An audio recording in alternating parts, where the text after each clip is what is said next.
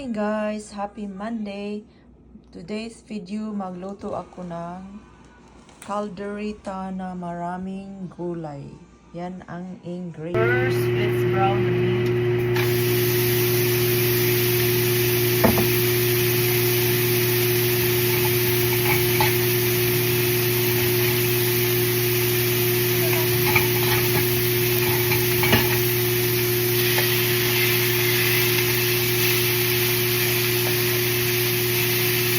Add oil, olive oil,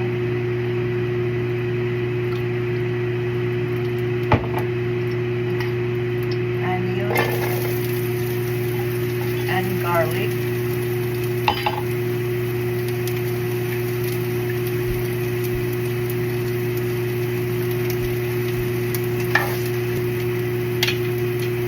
Add brown beef. I remove the excess fat.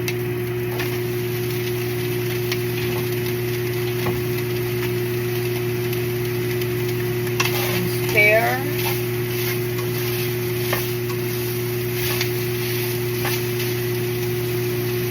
Add calderita powder.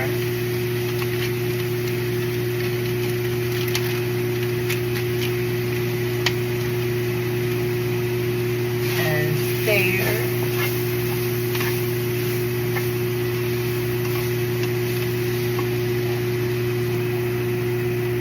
Add 1 cup of water. Stir.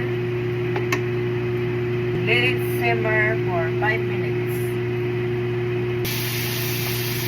Add potato, carrots, and peas.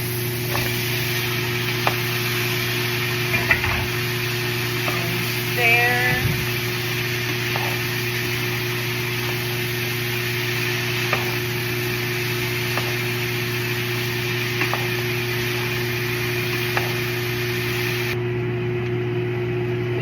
Shake the potato and carrots. Looks like it's cooked. I use ground beef because for some people cannot chew, have hard time to chew.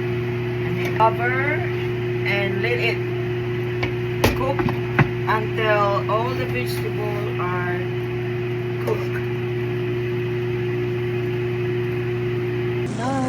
It's cooked, guys.